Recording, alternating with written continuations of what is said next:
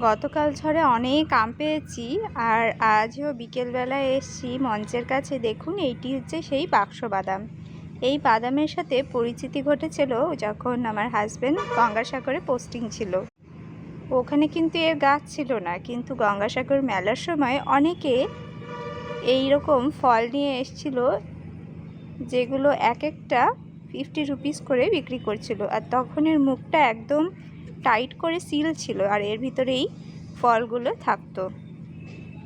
এখন এগুলো পেকে গিয়েছে। আমরা যখন প্রথমবার এসেছিলাম এই ফলগুলো দেখতে কি অপরূপ সুন্দর ছিল না বন্ধুরা, যে না বললে বিশ্বাস করবেন না। এখন এগুলো পেকে গিয়েছে বলে এরকম কালার হয়েছে, কিন্তু যখন এগুলো গাছে না পাকা অবস্থা থাকে তখন পুরো একদম রেড কালারের, একদম গ্লোই চার্মিং দেখতে হয়। কী যে সুন্দর দেখতে হয়। পেকে যাওয়ার পরেও এখনও দেখতে ভীষণই সুন্দর লাগছে। এই যে দেখুন, গাছটার তলায় গুচ্ছ গুচ্ছ পড়ে রয়েছে, এগুলো থেকে সবেরই বীজ দেখুন পড়ে গিয়েছে। এই যে গাছটি বন্ধুরা, এখন কিন্তু ফলগুলো পাকেনি বলে সবুজ সবুজ হয়ে রয়েছে। এই যে আমি কয়েকটা বাক্স বাদাম কুড়িয়েছি, আর দেখুন বাক্সটা ঠিক এইরকম দেখতে হয়, একদম পুরোটা রেডিশ কালারের থাকে। আর এর মুখটা এখন সিল করা রয়েছে, মানে নেচারই নিজের মধ্যে থেকে সিল করে রেখেছে।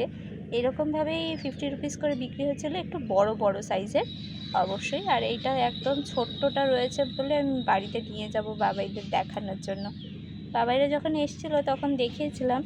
আর দেখুন, এই যে বীজ থেকে গাছও হচ্ছে, জার্মিনেট হয়ে গিয়েছে।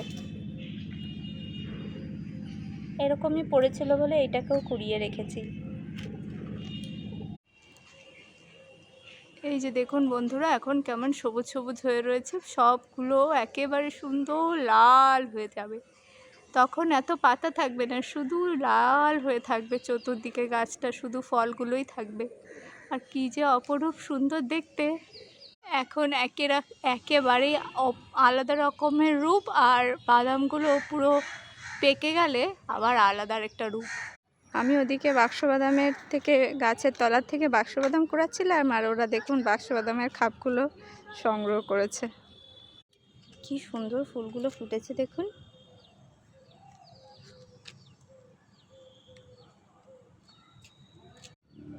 শীতকালে আরও অনেক ফুল থাকে।